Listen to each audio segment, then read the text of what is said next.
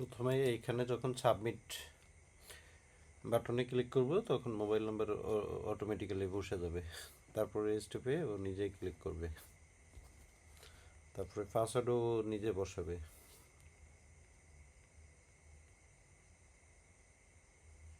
তারপরে মোবাইলে তোমার ওটিপি আসবে বা ইমেলে ওটিপি যাবে। ইমেলে ওটিপি যাওয়ার পরে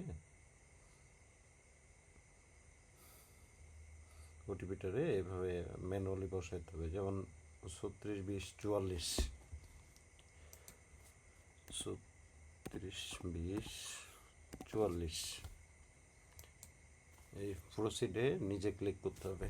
এইখানে ক্যাপচার আসবে, অনেক সময় অটোমেটিক সলভ হবে, অনেক সময় সলভ না হলে এখানে টিক দিতে হবে, দিলে ইয়ে হবে। আমরা এখানে ডাটা যখন ফিল আপ করবো, এই যে ফেক ডাটা ফিল আপ হলো না কেন?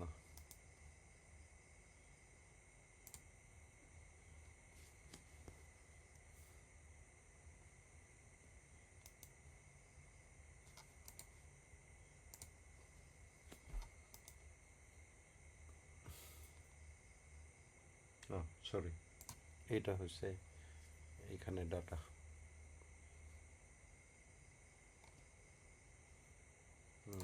এখানে অটো সিলেক্ট করা ছিল না, তো এটা সমাধান করা যাবে, সমস্যা নাই। এটা কোডের ভিতরে সমাধান করে দিবনি। এটা আবার লেট হয়ে গেল, যে কারণে কাজ করতেছে না। ক্যাপচার ভেরিফিকেশন করাই নিতে হবে আবার। Fake data select centre BGD হবে এটা, এরপরে এই সেন্টার। আর কোডের ভিতরে যখন কাজ করব তখন এমনি করা থাকবে না। আর এখানে অটোমেটিক্যালি 17 বা 18 সেকেন্ডের মধ্যে এই সেভ নেক্সট বাটন এনেবল হয়ে যাবে। এখন ব্লু হয়নি, ব্লু না হলে ক্লিক করা যাবে না, একটু ওয়েট করতে হবে।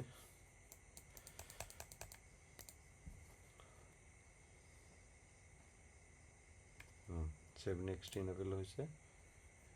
যে ডাটার যেই নাম থাকবে ওই নামটারই টার্গেট করে দিতে হবে এখানে, যেমন পরের ইনফরমেশন এইটুকুই। এরপরে সেভ নেক্সট।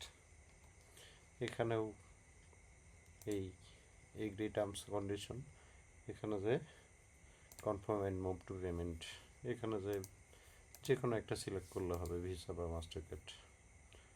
এই যে ওটিপি পাঠাবো, নো স্লট অ্যাভেলেবেল, মানে স্লট নাই। স্লট থাকলে এখন এখানে ওটিপি দিবে, ওটিপি দিলে ওটিপি ভেরিফিকেশন করে ডেট টাইম সিলেক্ট করে ক্যাপচার সলভ করে পেমেন্ট করতে হবে।